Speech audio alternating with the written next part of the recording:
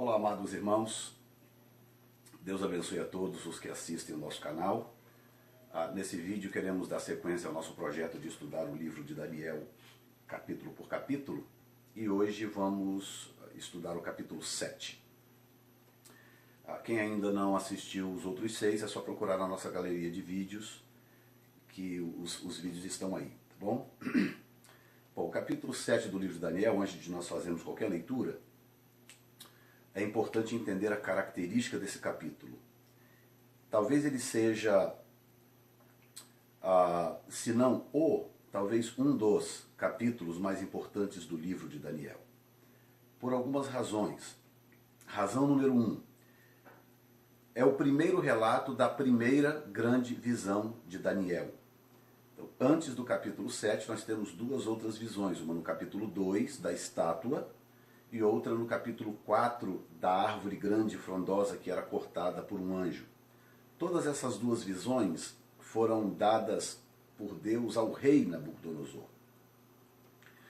E elas ganharam proeminência, logicamente, porque Daniel trouxe a interpretação e, portanto, havia uma mensagem de Deus nessas visões também. Mas o capítulo 7 traz a primeira grande visão do próprio profeta Daniel.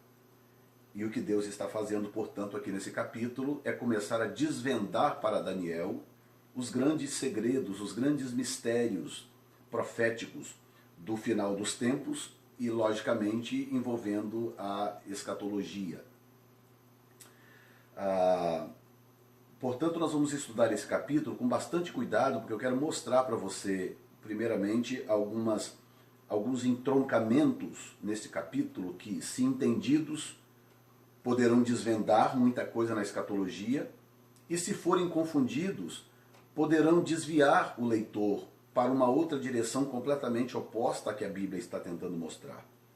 Então o que nós vamos fazer? Nós vamos estudar esse capítulo com tranquilidade e respeitando a fluência do texto.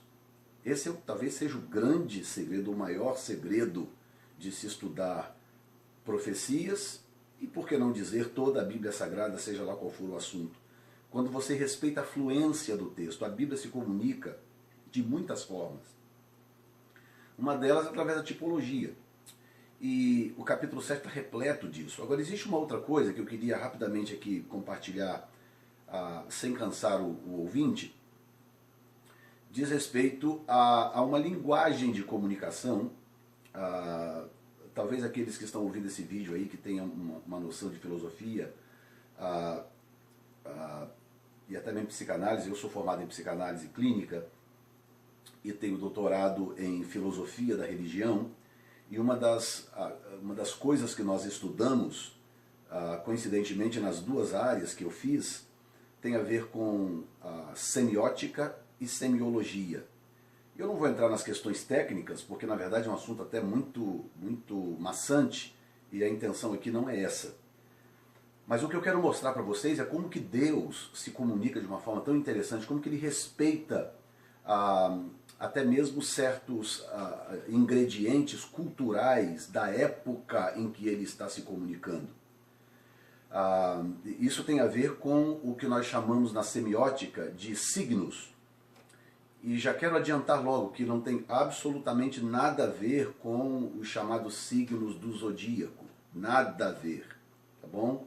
Então, quem estiver ouvindo esse vídeo, por favor, não confunda uma coisa com a outra. Eu estou falando de filosofia.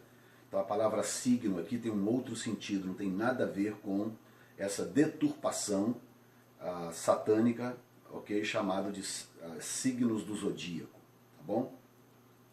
Bom, os signos na semiótica é uma linguagem de comunicação. Eu vou te dar um exemplo. Quando você vê um sinal de trânsito vermelho, ninguém precisa dizer para você que é hora de você parar o carro. Quando você vê um sinal de trânsito verde, ninguém precisa dizer para você que é hora de você se mover com o carro. Se você chegar num país com uma linguagem completamente diferente, que você não sabe nada, lá no Nepal, por exemplo, onde você não entende uma só palavra, mas você chega num banheiro, encontra a foto de um homenzinho na porta, ou a foto de uma meninazinha na outra porta, ninguém precisa dizer para você que um banheiro é de homem e o outro banheiro é de mulheres. Não é verdade? Por quê? Porque o signo, o símbolo se comunica com você, dizendo para você alguma coisa. E assim nós temos os sinais de trânsito, você encontra uma setinha para a esquerda, assim você sabe que pode curvar à esquerda, você encontra uma setinha para a direita com uma linha cruzando, assim você sabe que é proibido virar à direita. Ninguém precisa te dizer essas coisas porque elas fazem parte da sua cultura. São signos que se comunicam com uma sociedade ou que permitem uma sociedade comunicar entre si, os membros de uma sociedade comunicarem entre si, porque aquilo faz parte, aquilo é convencionado na sociedade e aquilo significa alguma coisa. Então veja bem, quando você olha para um signo, para um símbolo, aquilo é chamado de significante. E aquele significante, que é o símbolo, ele significa alguma coisa, ele diz alguma coisa. Então o que nós temos aqui no capítulo 7 de Daniel é basicamente isto, Deus se comunicando através de signos, através de símbolos ou simbologias. E isso, por que isso é importante? Por que eu estou trazendo isso à tona? Porque algumas pessoas leem, por exemplo, textos como Daniel capítulo 7 e tantos outros textos na Bíblia que estão cheios de signos ou tipos, podemos chamar de tipologias, simbologias e por aí vai. E as pessoas querem ler esses textos com a mente de hoje, com o raciocínio ocidental. E aí surgem uma série de explicações mirabolantes, confundem uma série de coisas, porque elas não estão respeitando o que aquele signo significava para a época em que a visão foi dada. Então, na semiótica, por exemplo, nós estudamos 3 tipos de signos, 3 tipos, né, de signos ou de símbolos, que são os chamados sintáticos, os semânticos e os pragmáticos. E os pragmáticos, por exemplo, diz respeito ao que aquele signo significa para aquele povo, para aquela geração.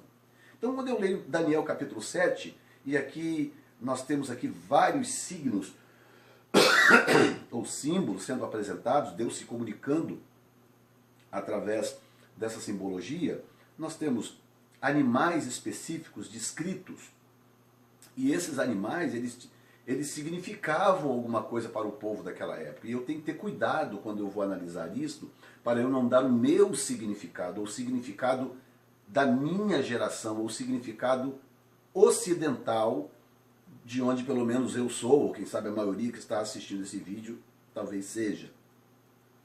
Então, com isso em mente, nós vamos então prosseguir na leitura e no estudo desse capítulo 7.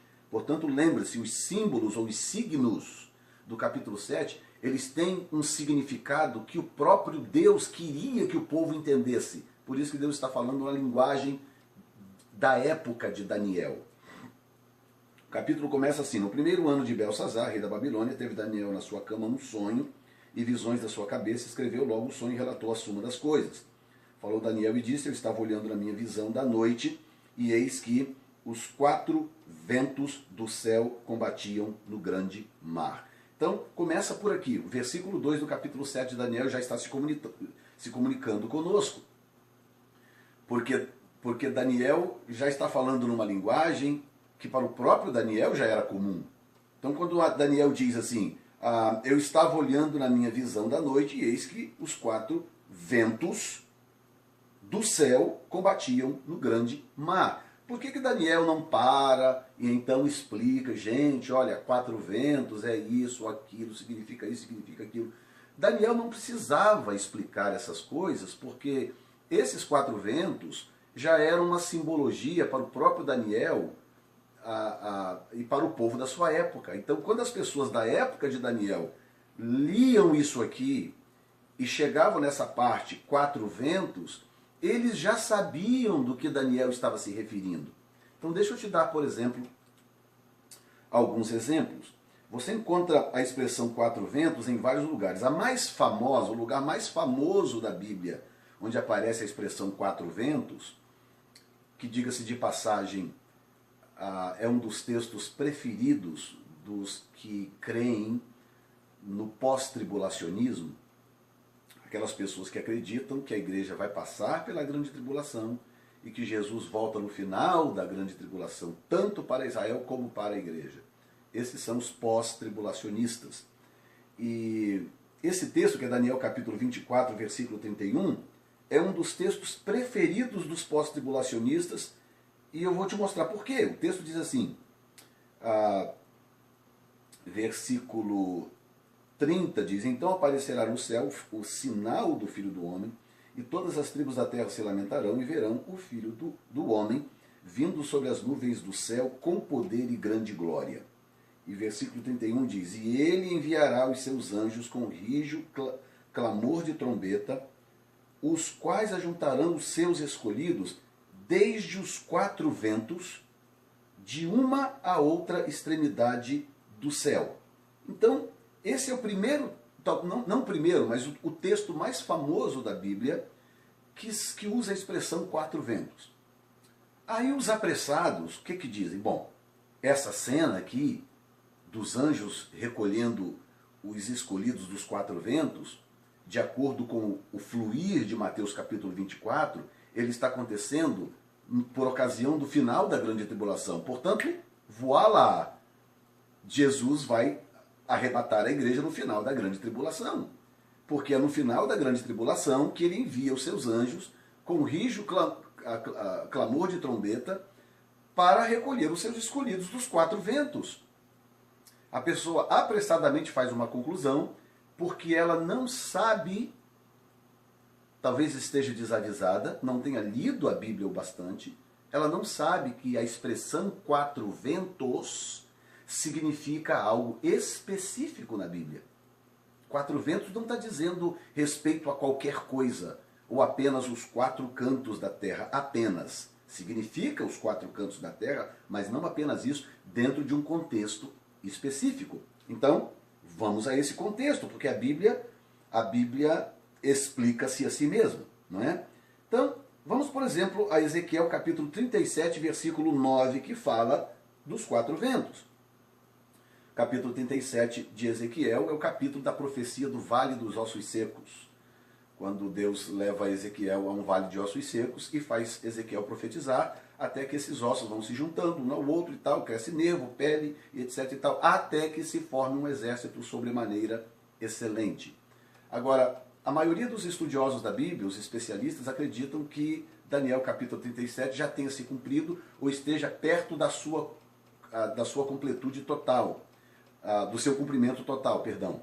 Por quê? Porque diz respeito à volta de Israel do cativeiro, da diáspora, que aconteceu no fim da Segunda Guerra Mundial, a partir de 1948. O Estado de Israel foi formado em 1948, então os judeus começaram a voltar para a sua terra, e ali, portanto, acredita-se ter sido o fim da diáspora judaica israelita, e, portanto, Ezequiel capítulo 37 começou a se cumprir em 1948 e Israel está plenamente formado. Inclusive, Israel já tem um dos exércitos mais poderosos do mundo. Quando se compara proporcionalmente, porque, claro, não dá para comparar o tamanho do exército de Israel com o americano, o tamanho do exército de Israel com o russo.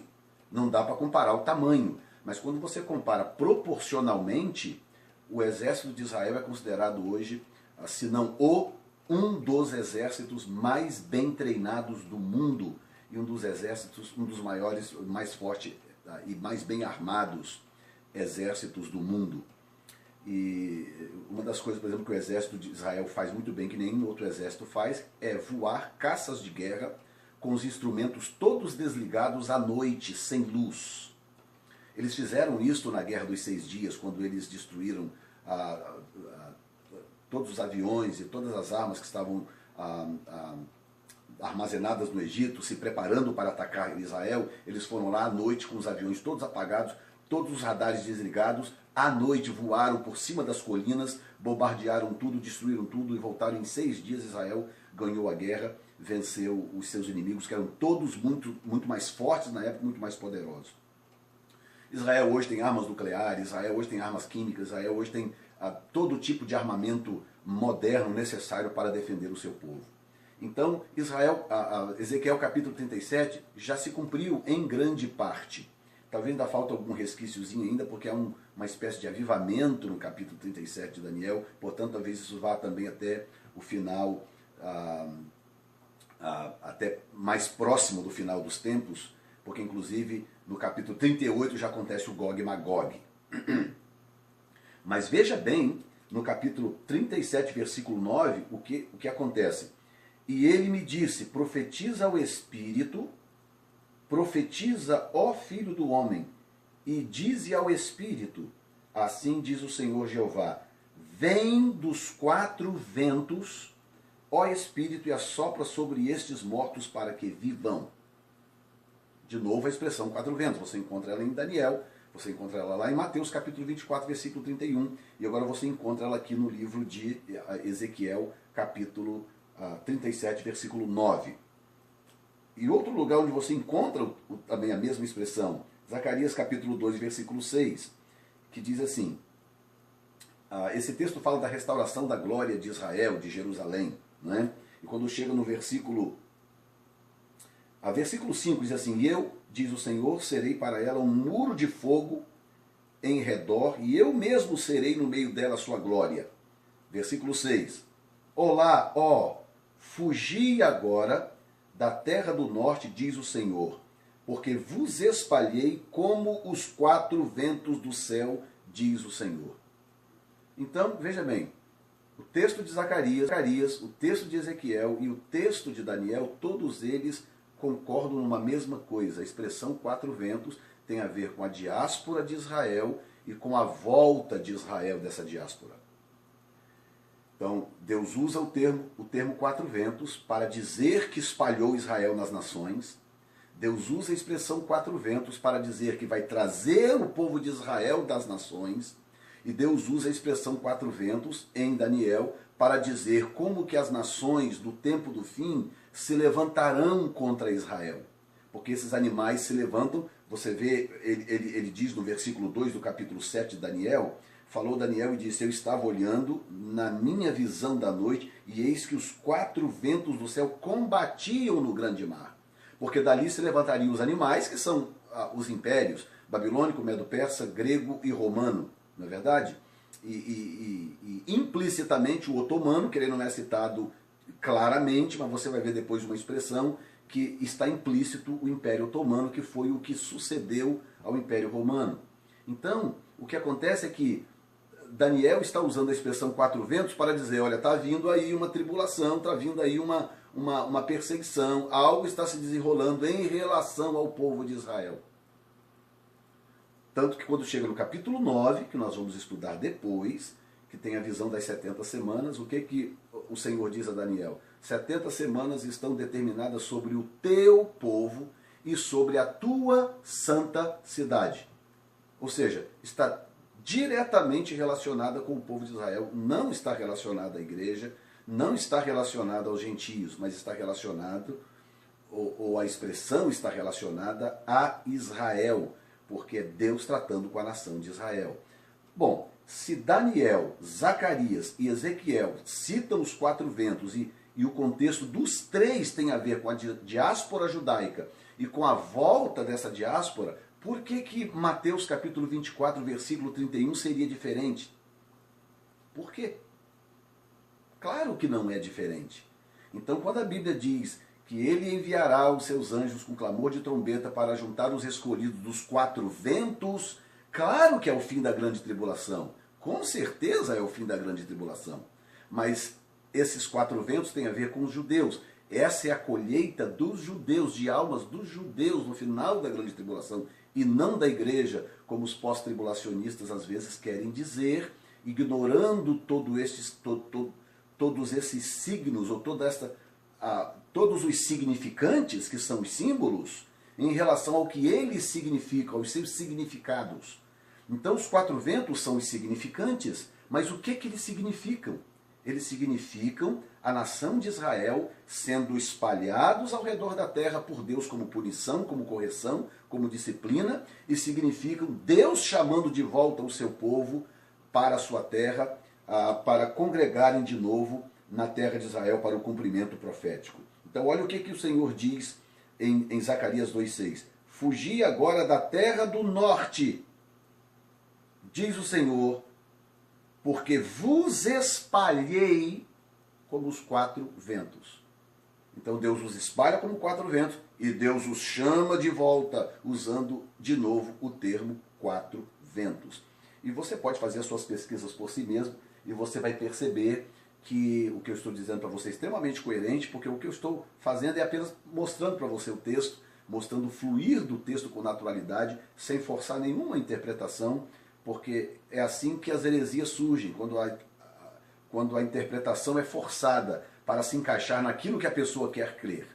E é isso que eu evito fazer, porque o meu interesse é a verdade das Escrituras. Então ele diz no versículo 3, e quatro animais grandes, diferentes uns dos outros, subiam do grande mar. Também esse grande mar também tem o seu significado. O grande mar é o significante. E ele tem um significado. Ah, pastor, a Bíblia diz que mar são povos e nações. Verdade. Mas esse é um segundo significado para o mar. O grande mar. Porque o grande mar é um mar de verdade, ele existe. Ele aparece em vários lugares da Bíblia. Se você colocar aí no seu campo de pesquisa, aí, ou no seu dicionário concordância bíblica, colocar aí grande mar, você vai encontrar muitos textos na Bíblia falando sobre grande mar. E sabe que mar é esse? O mar Mediterrâneo, ao redor do qual todos esses impérios se instalaram e se desenvolveram. O Império Babilônico cresceu ao redor do mar Mediterrâneo. O Império Medo-Persa se desenvolveu ao redor do mar Mediterrâneo. O Império Grego ao redor do mar Mediterrâneo. O Império Romano ao redor do mar Mediterrâneo. O Império Otomano, que vem depois, ao redor do mar Mediterrâneo. O mar Mediterrâneo é o grande mar. Então tudo acontece ali naquela região do Oriente Médio, sul da Europa, Oriente Médio e norte da África. Tudo está acontecendo ali, portanto, nas imediações do mar Mediterrâneo. Diga-se de passagem, o mar que banha Israel. Né? Israel faz fronteira com o mar Mediterrâneo. Versículo 4. O primeiro era como leão e tinha asas de águia. E olhei até que lhe foram arrancadas as asas, e foi levantado da terra e posto em pé, como um homem, e foi-lhe dado um coração de homem. Então aqui surge o primeiro, digamos assim, o primeiro signo. Por que Deus está dando para Daniel essa visão de um leão com asas de águia? Por que Deus está mostrando isso? Por que Daniel não explica, gente, olha, esse leão não precisava explicar. Olha o que diz Deuteronômio capítulo 28, versículo 49. Isso já ainda no Pentateuco. Isso centenas e centenas e centenas de anos antes de Daniel. O Senhor diz assim, o Senhor levantará contra ti uma nação de longe, da extremidade da terra, que voa como a águia, nação cuja língua não entenderás. Versículo 50, nação feroz de rosto, olha aí o leão, que não atentará para o rosto do velho, nem se apiedará do moço, e comerá o fruto dos teus animais e o fruto da tua terra, até que sejas destruído, e não te deixará cereal, nem mosto, nem azeite, nem criação das tuas vacas, nem rebanhos das tuas ovelhas, até que te tenha consumido. Gente, Deus profetizou isso, Deus mandou a Moisés dizer isso para o povo centenas e centenas de anos antes. O que está acontecendo aqui no versículo 4 de Daniel é apenas a coerência divina. Deus está dizendo para Daniel, mostrou na visão, olha ali, está vendo o que está se levantando ali? O primeiro animal, o primeiro império, é um leão, porque é o rosto feroz, com asas de águias. Deus está sendo coerente. Deus está dizendo, Daniel, eu estou prometendo aquilo que eu cumpri lá no livro de Deuteronômio, que se o meu povo se desviasse, se o meu povo me abandonasse, eu levantaria contra eles uma nação com asas de águia. Portanto, esse signo, esse símbolo, já tinha para o povo de Israel um significado específico. Eu espero que você esteja me entendendo. Deus está se comunicando de uma forma que o povo entendesse ao ler, porque não se esqueça, a primeira audiência, os primeiros leitores do livro de Daniel eram judeus. Quando esse texto chegou nas nossas mãos, os gentios, os judeus, o povo de Israel, já conhecia esse texto de cor e salteado. Já tinha lido, relido, estudado, pesquisado de ponta cabeça. Então eles sabem do que Deus estava falando, ou eles sabiam do que Deus estava falando. Então, a primeira nação, que é a Babilônia, o símbolo é um leão com asas de águia. Então nós já temos um símbolo do capítulo 2, que é o ouro. A cabeça de ouro da estátua era a Babilônia. Agora observe de novo que Deus está se comunicando outra vez através da simbologia. A Babilônia na estátua, ela era a cabeça de ouro. Então, tanto o ouro é o principal metal dentre os metais, como a cabeça é o principal membro do corpo humano, o leão é o principal animal dentre os terrestres e a águia é o principal animal dentre os pássaros. Então, olha a coerência de Deus para se comunicar, para nos ajudar a manter o rastro para a nossa pesquisa. O que Deus está dizendo? Não importa o que aconteça, nenhum corpo cresce acima da cabeça. Não é? O seu limite máximo é a sua cabeça. Então o que acontece? A estátua, a cabeça de ouro era a Babilônia. Ou seja, o principado diabólico que corrompe a terra é da Babilônia. Esse é o principado que corrompe a terra. Apocalipse capítulo 17, dentre outras coisas, a Bíblia diz claramente que a Babilônia, mãe de todas as prostituições e corrupções da terra. Ou seja, é dali que vem toda a corrupção. Todo esse sincretismo religioso que nós vemos hoje, se você prestar atenção, a origem é sempre babilônica. Os deuses vão mudando de nome em cada cultura, mas a origem é babilônica. Então, assim como o ouro reina sobre os metais, a cabeça reina sobre o corpo, o leão reina sobre os animais e a águia reina sobre os pássaros. Então, essa é a Babilônia. É dali que vem toda a corrupção da terra. Não adianta eu querer dizer que é a cidade de Roma, ou querer dizer que é a Europa. Não, é a Babilônia que governa sobre toda essa estrutura diabólica. Claro que Babilônia hoje é algo muito mais complexo, que nós podemos falar depois num outro vídeo, mas manter em mente que a Bíblia está se comunicando da forma correta. Versículo 5, continuei olhando, e eis aqui um segundo animal semelhante a um urso, o qual se levantou de um lado, tendo na boca 3 costelas entre os seus dentes, e foi-lhe dito assim: levanta-te e devora muita carne. Perdão. Então você vê a característica principal de cada império.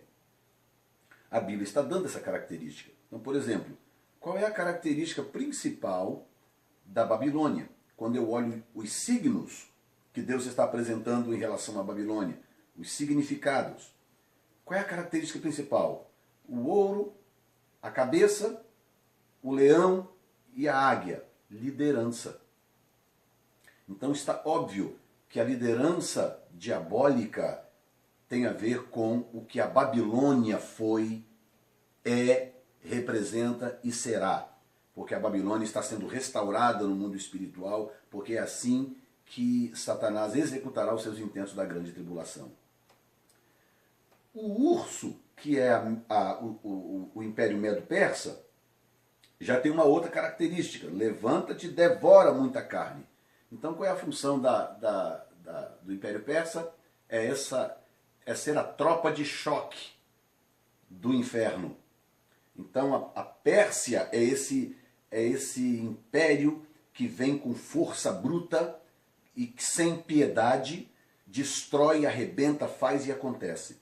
Característica, ou coincidentemente falando, o Império Persa hoje está resumido no Irã. O Irã é a Pérsia antiga.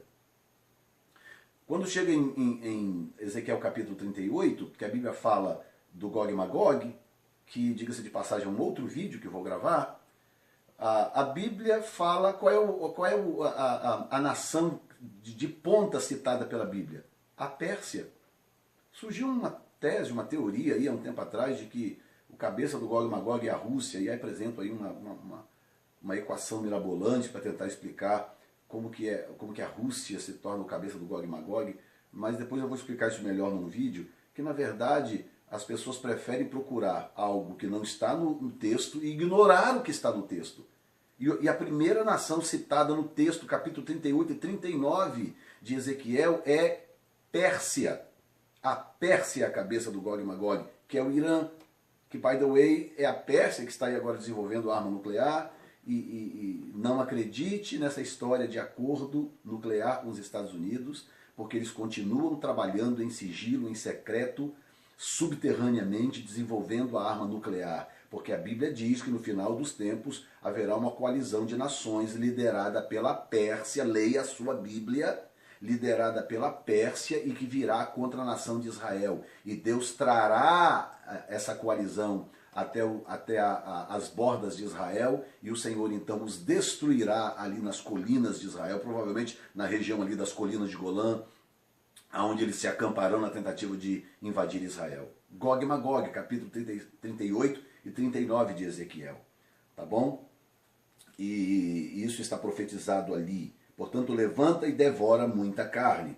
Outra coisa é que Oséias capítulo 13, versículo 7 e versículo 8, também o Senhor falando, muito parecido com o texto de Deuteronômio, o Senhor falando sobre a rebeldia de Israel, sobre a forma como Israel havia se desviado do caminho, e o Senhor diz assim, depois eles se fartaram em proporção do seu pasto, estando fartos, ensoberbeceu-se o seu coração, por isso se esqueceram de mim, falando do povo de Israel. Olha o versículo 7. Serei, pois, para eles como leão, como leopardo espiarei o caminho, como urso que tem perdido seus filhos, os encontrarei, lhes romperei as teias do seu coração, e ali os devorarei como leão, as feras do campo os espedaçarão. Gente, que coisa fantástica é a Bíblia. Que coisa extraordinária. Você sabia que a maioria desses profetas, quando profetizavam, quando escreviam seus textos, eles ainda não tinham a menor noção do texto do outro. Eles não tinham a menor noção do que o outro estava vivendo ou do que o outro havia escrito. Olha a coerência extraordinária.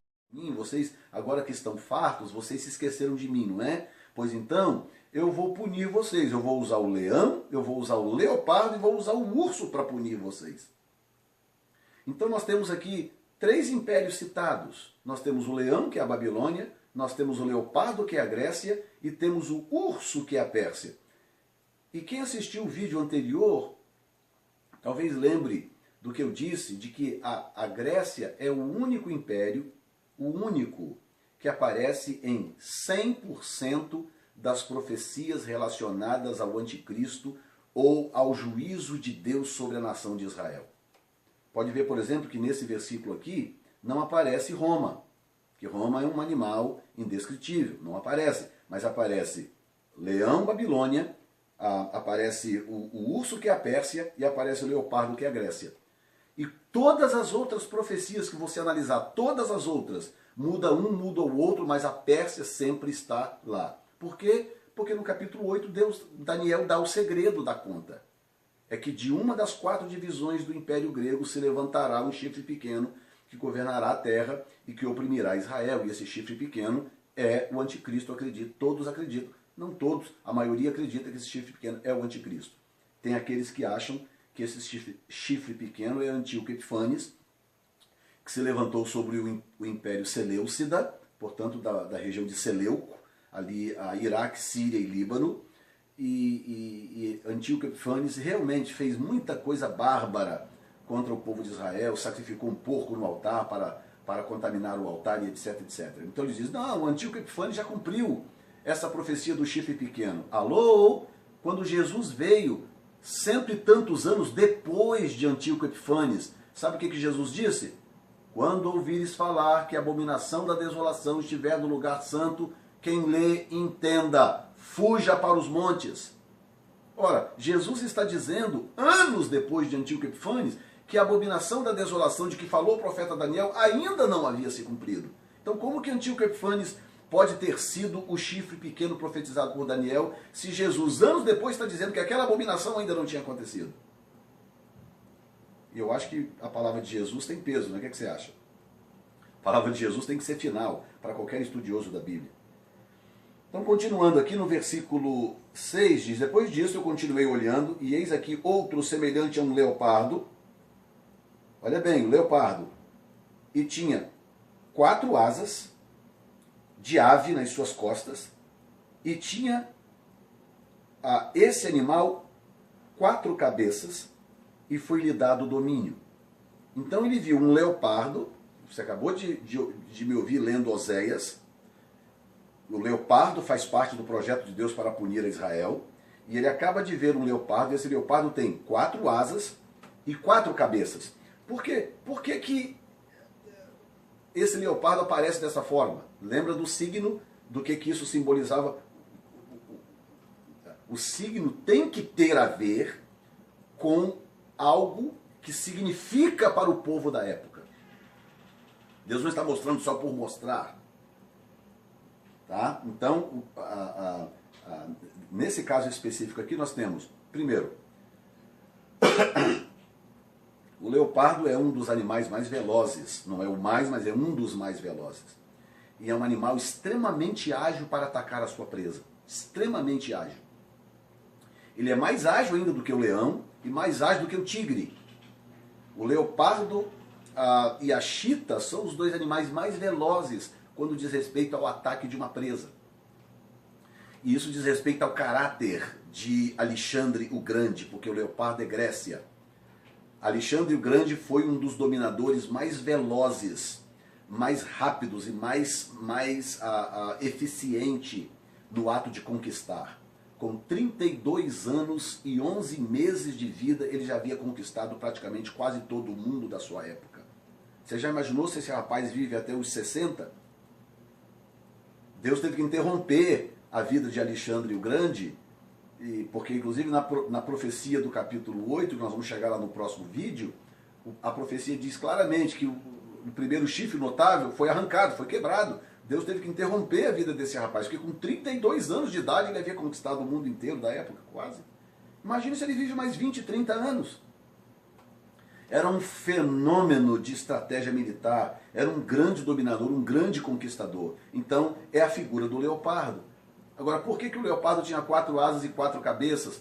Porque o Império Grego, com a morte de Alexandre o Grande, ele não tinha herdeiro para poder assumir o trono. Então, o que aconteceu? O Império Grego foi dividido em 4 regiões. Lisímaco, Cassandro, Seleuco e Ptolomeu, que eram os 4 generais do Império do exército de Alexandre, e quando Alexandre morreu, como é que ia fazer? Um general ia se tornar senhor do outro? Não. Então eles dividiram o império em 4 regiões, e cada general ficou com uma parte daquele império. Portanto, agora, ao invés de um único império grego, nós tínhamos 4 impérios independentes: Lisímaco, Cassandro, Seleuco e Ptolomeu. E as 4 regiões, hoje, no nosso mapa moderno, que compreende esses 4 impérios, hoje seriam a região da Grécia e Macedônia, Grécia e Macedônia.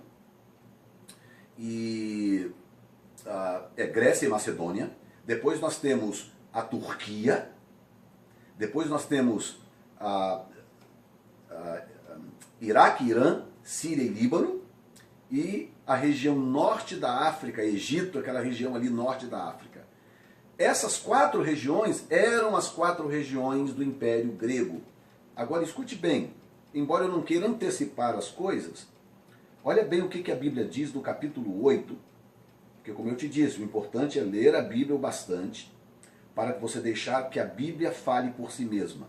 Não adianta eu chegar e dizer assim, ah não, eu sei que é o anticristo, pastor Jefferson. O anticristo é o Papa. O anticristo é o Papa. O anticristo, pastor Jefferson, é alguém que vai surgir do mercado comum europeu.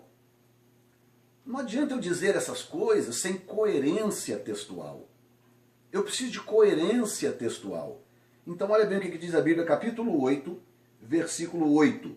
E o bode se engrandeceu em grande maneira, mas estando na sua maior força, aquela grande ponta foi quebrada. Alexandre o Grande, como eu acabei de dizer. Subiram no seu lugar 4 também notáveis para os 4 ventos. Então essas 4 pontas, que são 4 chifres, significa a mesma coisa das 4 asas do leopardo e a mesma coisa das 4 cabeças do leopardo. São 4 territórios que surgiriam do Império Grego. Agora, abra os ouvidos e ouça, ou pegue a sua Bíblia e agora abra comigo em Daniel 8:9 e leia o que a sua Bíblia está dizendo.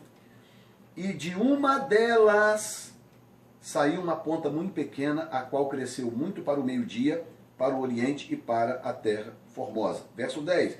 E se engrandeceu até o exército dos céus, e alguns dos exércitos das estrelas deixou por terra, que é o povo de Israel. Então, não sou eu, não é Jefferson Neto, não é um livro de teologia, um livro de escatologia, ou um pregador, ou um dicionário, é a Bíblia que está me dizendo que o anticristo se levantará de uma dessas 4 regiões do Império Grego.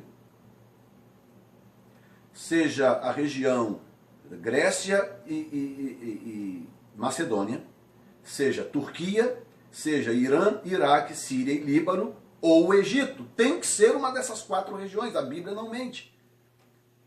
Não importa o quanto que eu goste dessa informação, a Bíblia não mente. Então eu não posso sair por aí dizendo aquilo que eu acho, que eu penso que será, e ignorar o que o texto está dizendo. Vamos voltar para o capítulo 7, porque o capítulo 8 é uma história, outra história que nós vamos analisar num outro vídeo independente. E logicamente eu não quero te confundir. Muito bem.